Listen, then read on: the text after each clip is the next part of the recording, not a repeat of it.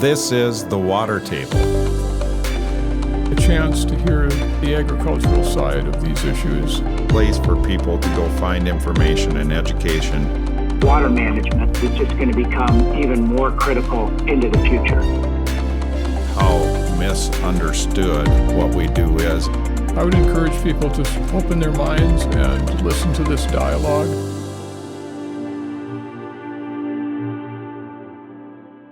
Welcome to the Water Table. If you enjoy listening to the Water Table, be sure to subscribe on Apple Podcasts or wherever you listen.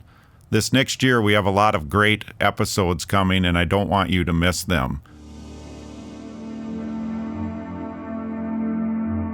Well, welcome back to the Water Table Podcast. Today, I have a guest that I've wanted to interview for some time, Kim Larson. Kim's a farmer here in Kandiyohi County, where Prinsco's headquartered and where I live. And Kim and I met back in the probably early 2000s, 2005-06 timeframe. There was a lot of things going on at the time locally and in the state government of Minnesota around wildlife conservation, farming, where all that intersects. Even the arts and parks and trails were involved around some taxation issues and how to raise money for.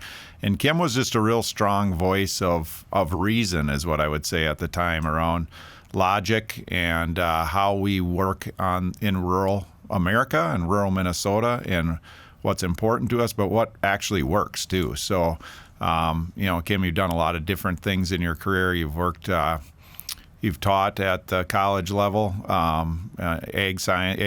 ag programs, things like that. You farm every day and been involved in local government. So just thought it'd be fun to just talk about that at that level and how we connect grassroots to people in rural America. So thanks for joining me today, Kim. Well, you're very welcome, Jamie, and glad to be here. I hope that this podcast is as fruitful as just the conversations you and I have when we run into each other in town or on the street somewhere.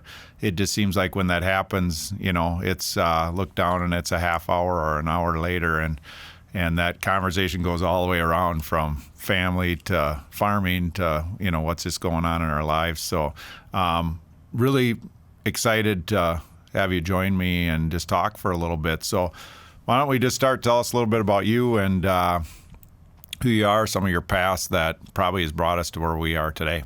Yeah, well, as you indicated, I do farm, so that still is ongoing. I currently farm with my son Joshua, who lives right across the road from me now. And for me, my leadership area kind of started back when I was 27 years old. And I saw leadership from the point of view that my father was a county commissioner, and I think he was in his second, going on his third term as a county commissioner, very busy. And he had a meeting he was supposed to go to in regards to addressing wet milling potential that was coming into this part of the state. He couldn't make it, so he asked me to go. And it was like, okay, I'll just go in, listen, take some notes, and take it from there and bring it back to him. Well, at the meeting, they basically decided to have follow-up meetings, and a lot of the farmers there were, much higher profile than what I felt I was, and considerably older. And so when it came time to have that follow-up meeting determination of who's going to go from this group, everybody was too busy, and they pointed to me. And so that kicked it off, and it was a large company that went into wet milling, cooperative. But when I started on the actual board of directors for that, I was with an older gentleman by the name of Joe O'Neill. And when we shared rides together down to Marshall, Minnesota, where our board meetings were held, and it was after I suppose fourth or fifth board meeting, Joe turns to me on the way home and he says, "Kim, you aren't participating much." He said, "I'd sure like to see you maybe add a little bit more to the meetings." And I says, "Well, Joe, I really don't feel I have all the answers like maybe everybody else has." He pretty much slammed on the brakes and he says, have all the right answers. Who has all the right answers? He says, just ask all the right questions. And that stuck with me. And I've used that throughout my leadership to ask good questions because anybody can ask the good questions. As you mentioned, I had an opportunity to teach in the ag program at the Ridgewater College, and one of the classes I taught was in leadership and sales and service, and was part of that as well. And I taught that part of it was a major segment in that course for me, was to make sure that students understood how to ask the right questions. That'll take you a lot of places in leadership, and it sure did for me. Yeah, great. And in my time knowing you, and things we talk about are a lot about what's going on local government wise, and you being involved in that. How have you seen your leadership change as you've grown older, and how you've applied your leadership?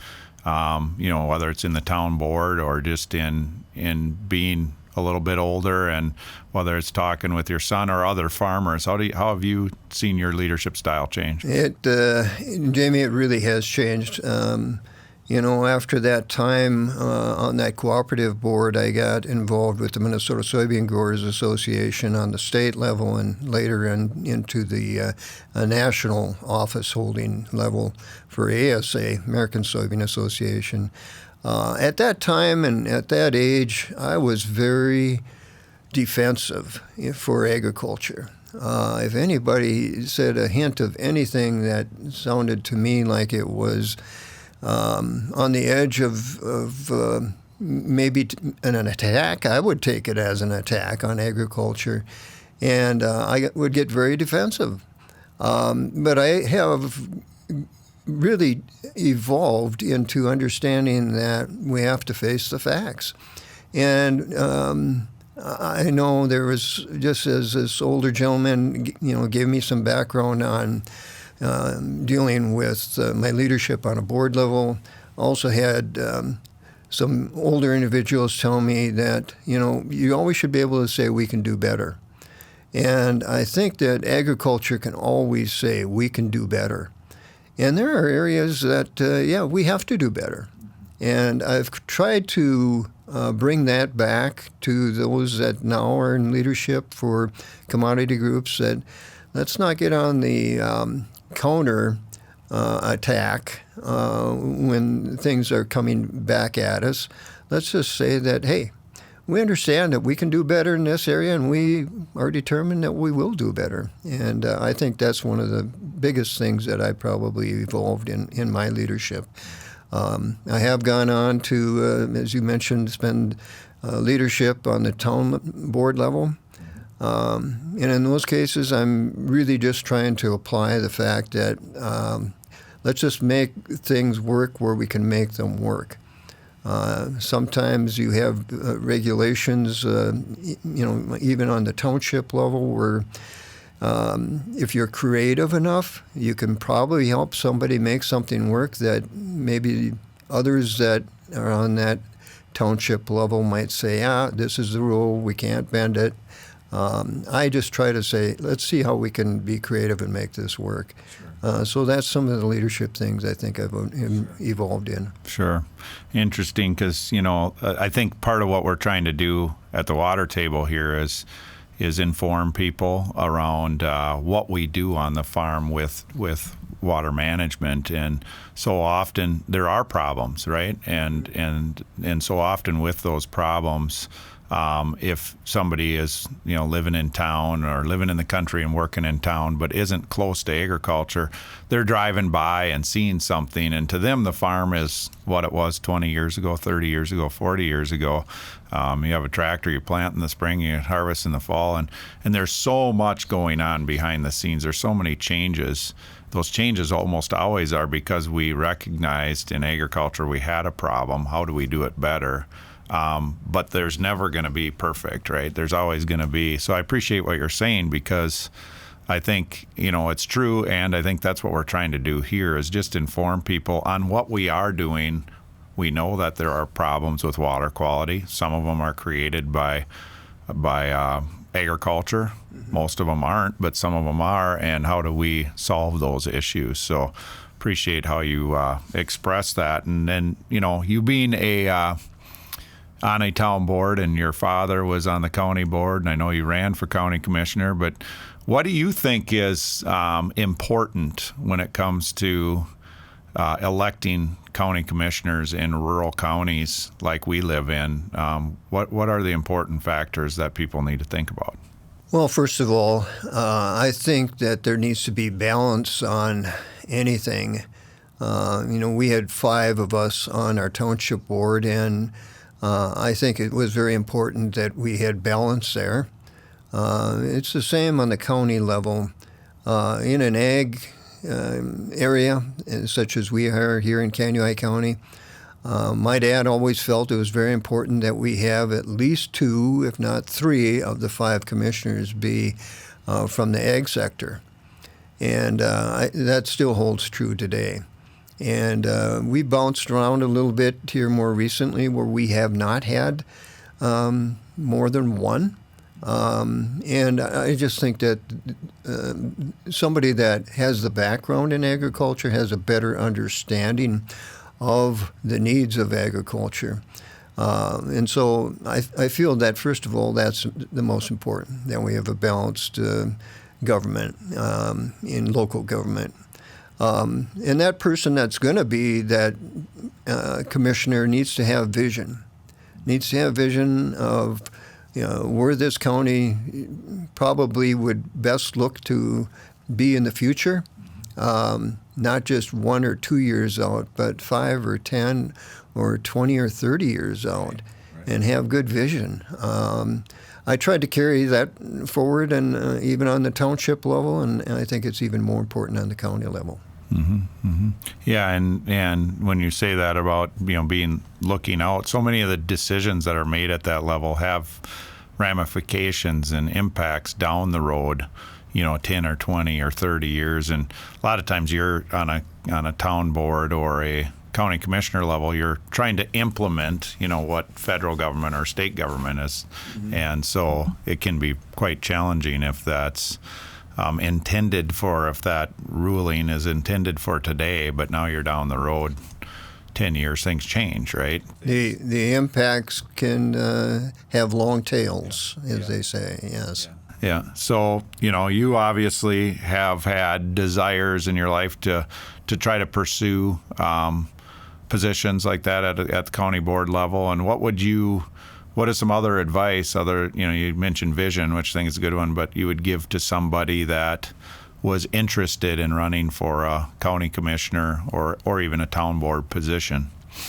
You have to understand the position that the county is currently in, or that the township is currently in.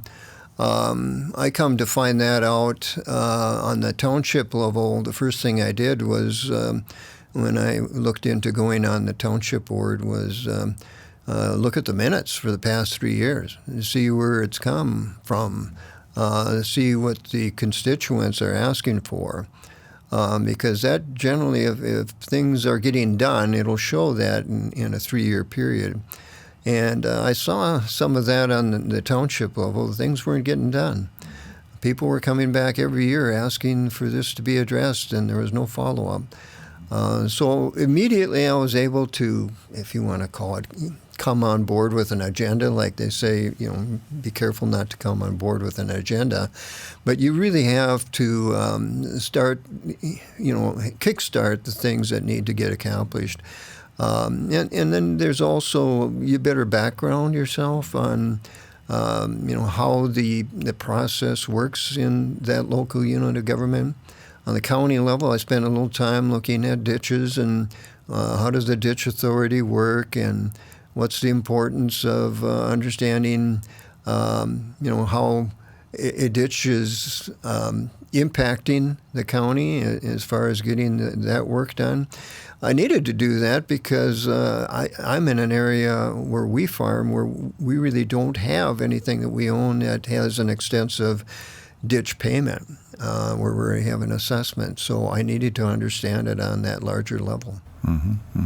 So would you consider, just knowing you a little bit, and that one of the more frustrating things about the roles you played was just the lack of movement and getting things done?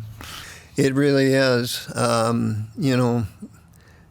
You hear constantly, on a current basis on the national level, where, okay, these guys are supposed to be working for us, but it just seems like, there's too much else of things that are involved that shouldn't be involved, that has that division between both aisles, and nothing gets done. And a little bit of that I saw on the township level. The township wasn't getting along with the county. The communication was poor. And in both cases, the county didn't want to come back out and meet with the township. The township didn't want to associate with the county. So even on local grassroots where things are supposed to get along and be more cohesive, I found some of that going on. I think I've found where we've improved that, and in a short period of time, we just held some joint meetings and just laid the cards on the table, and we're able to move on. And I think that's where it starts. Yeah. And in regards to frustrations and where that's at and how that stays with you for a while, but what motivates you to continue to be involved? What are some of the things that are most rewarding, to be involved in local government? Yeah, I think the satisfaction that I had where I was able to maybe help somebody, even though they had some roadblocks and regulations, either on the township side or the county side, where I was able to move past those, maybe call them speed bumps along the way, and help these individuals find that, I can get help. I can get somebody that understands what I'm trying to do. And I think that was an area that probably makes me feel like I've really accomplished something, and probably brings me back to being willing to, be a part of that wherever I'm involved. Right. So, one thing that I've heard since I was young around local government, and, that's really where, if we get more grassroots, if we can get decisions made at local government, they'll be better for the populace and for the people. And the more local it is, the more fair it is, those kind of things. Have you experienced that in your career? And I guess, what do you think of that comment and statement? Well, I think it's as true today as it has been in the past, that grassroots government really is the most pure government. And I think it has to do with a lot of it with the fact that, you're dealing within neighborly claimants. These people. You have an understanding of your neighbors. I think it has a lot to do with that. And then it isn't, you move up the chain in government and things become more regulated. And this agency is all of a sudden impacted, and that agency, and so part of it is the nature of the beast. And it just becomes more detailed the further up the government chain that you go. And it also becomes more frustrating because, a lot of those regulations, they aren't able to cover the regulations they have, and then they continue to add to them. And it's much more prevalent on further up in government than it is right at the local government here in township and county. Sure. And, speaking of, Water Table is all about water issues, and how do you see local government, whether it's county boards or township boards, being able to impact water issues? Positive and negative, probably. Yeah, well, it's where the voices come that probably makes the impact. And that's why, I taught the students at Ridgewater College the importance that we have to speak up. We're much smaller numbers now today than what were here years ago, as far as the percentage of farmers in an area. And so, you can't just have one individual from one quadrant of the county speak up. You have to have numbers of people to point out that this is important for agriculture. We need this. And there's more background to this issue, and here it is from the ag point of view. And it isn't to come back with what I said before and be argumentative, but it's to point out the facts. And so I think it's critically important that in local government that we have, it starts with having those individuals that represent us in government, but it also is that everybody has to play a part in addressing and speaking up. Sure.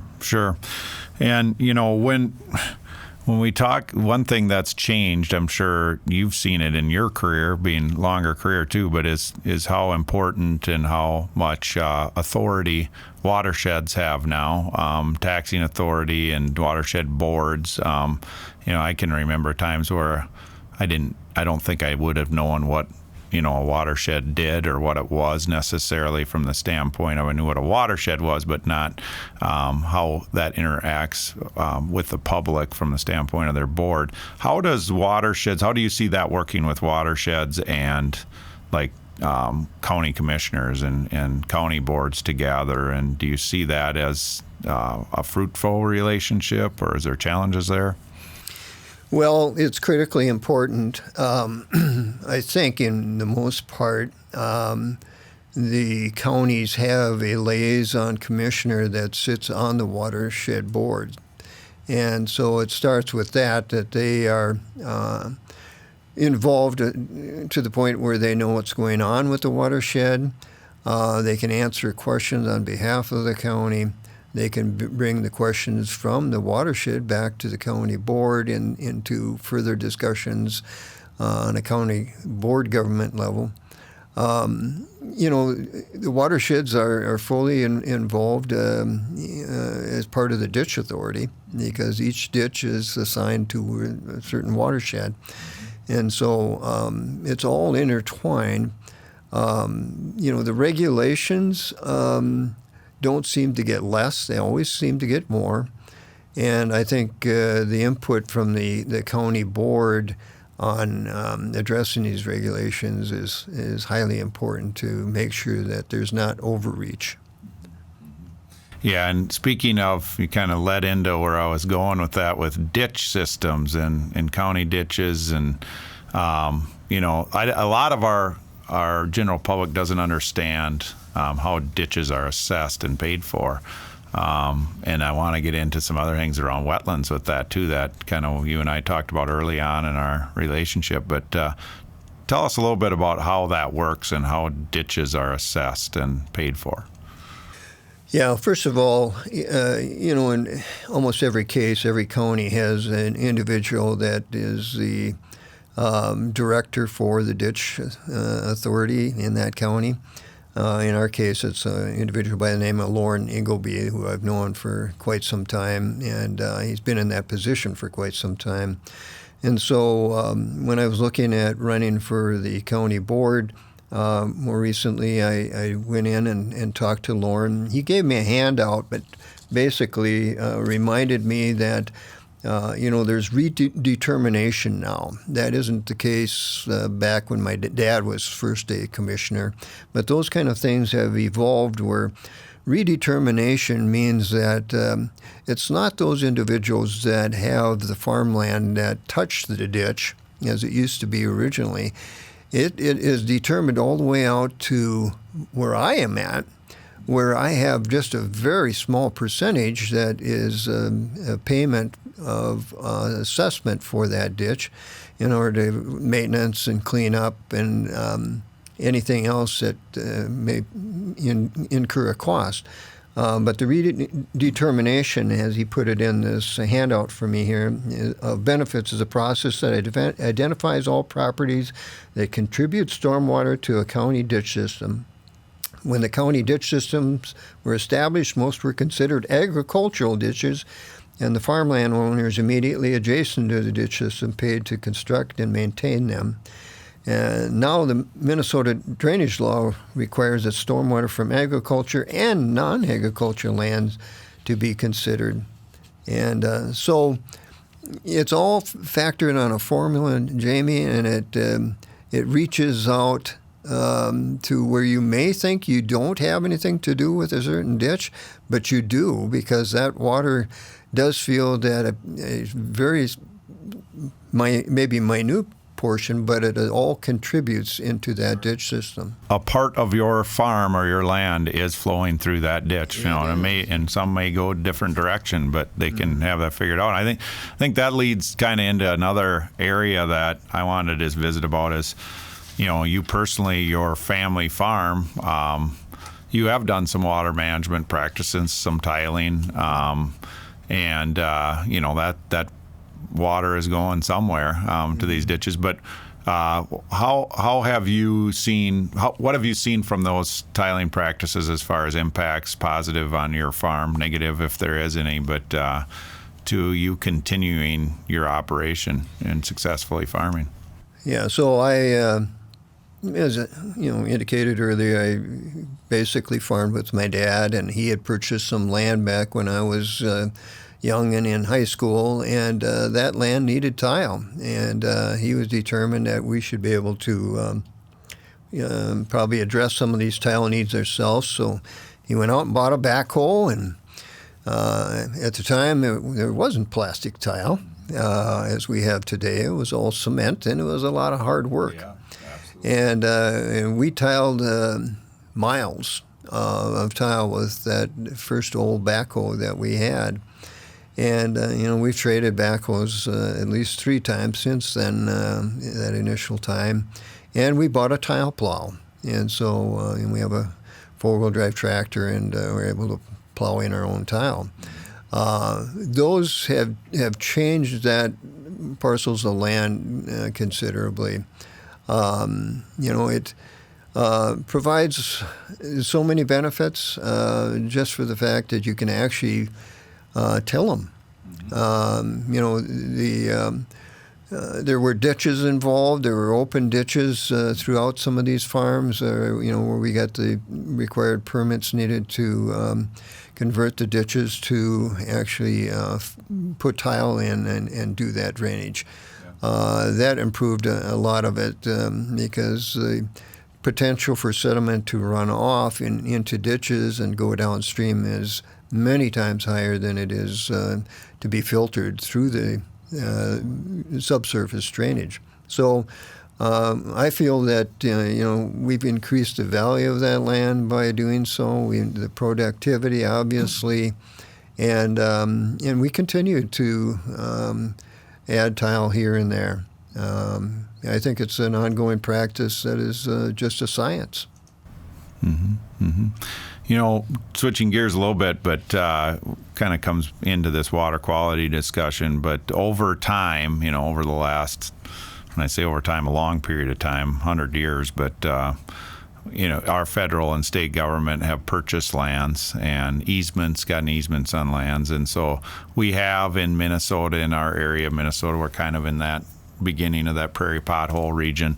We have a lot of protected lands, whether it's owned by Fish and Wildlife or state, waterfowl production areas, those kind of things. But we still have, millions of acres of lands that are wetlands that are owned by individuals, by farmers. You have some of them, and that's where I'm going. But and we have so often hear from people that maybe don't understand how that all works, that are hunters, or that those are wetlands. Those are, even though you might own it, you need to protect that. These are really public enjoyment places, and yet you taught me about that years ago around you pay tax on that wetland every year, and significant amount of tax, and you like to use that wetland just like those guys, like hunters, and I'll put myself in that category. I like to use them too for bird hunting and waterfowl and those kind of things in the fall. But they're yours. You own that property, and you do pay tax on them. And I don't think a lot of people understand that you're, I don't know how many acres, I'm not asking that, but you have of wetlands, but you do pay taxes on them and help funding that way. So talk a little bit about that. So, it's part of maybe our water management in a sense. We have a private ditch, and we do have a major wetland that is between farms that generally considered a problem for the fact that we have a lot of drainage that comes into that ditch system, our private ditch, from neighboring farms. And in the spring of the year, we would have tremendous amount of problem with the fact that it would overflow the ditch out into the field. We couldn't get those acres planted. We tried to construct dams to kind of hold the water back into that wetland. And as I said, it's a major wetland of close to 40 acres in an area in this particular case. And the dams would wash out. Well, here 15, 20 years ago, I suppose at least maybe 15 years ago, FSA had a program of easement opportunities, and this was still owned by my dad, and I just said, let's look into this. Well, what resulted from that is that they were able to construct a real dam, something that we didn't feel like we'd wanted or had the background to invest in, and they made it a better wetland. So we took acreage that we could not farm anyway, never would be able to. And it was basically a holding pond for that ditch system of ours. And that dam has done a remarkable job of holding that water back. It maintains that water even in some of the drier years that we've had recently, so that the habitat there for waterfowl has done quite well. We've had a pair of nesting trumpeter swans that have held that area for their broods for the past 6-7 years. And we enjoy being able to have the background to see that. I feel that farmers get kind of a bad rap. And I think it's a little bit of what you're asking. I took this very personally back a number of years ago when it was in the Minneapolis paper that farmers were not providing; they were taking away the habitat for waterfowl. It was also a study done at that same time that came out that showed that agriculture at that time provided 82% of the habitat for waterfowl and wildlife. 82%. I thought we were doing quite well. The protection through these easements of current watershed waterfalls, I think, is important. I'm adding one as we speak. I border the fish and wildlife, and they've been asking me if I'd consider putting part of that into an easement. I own 2/3 of a major wetland on that border, and the fish and wildlife owns 1/3. And I've agreed to that. We've had higher land prices recently, which have accelerated the payment for that easement. And the process that agriculture is going is that we are protecting the areas that really do need the protection. And I think it's probably the future for agriculture is to continue to be able to be acceptable to things that we can and probably have to do. Yep. for sure. I appreciate that answer. We're kind of running short on some time here, but I know, I wanted to ask you a little bit about, you've been following, a little bit aware of what's going on with Discovery Farms. I've had Warren Formo on a podcast a while back, but let's talk about that a little bit and how that impacts agriculture and how that excites you personally. Yeah, Discovery Farms is something that started through 24 ag groups here in the state of Minnesota. And one of the first ones took place right here in Kandiyohi County back in 2007. And it was at that point where they had an opportunity to compare the Watershed area from a local farm going into Lake Wakanda, which was just south of Willmar, plus the stormwater that came out of the city of Willmar into Lake Wakanda. And it was from that science that was done that showed that actually agriculture did better than the city in some cases, and especially in the area of phosphorus.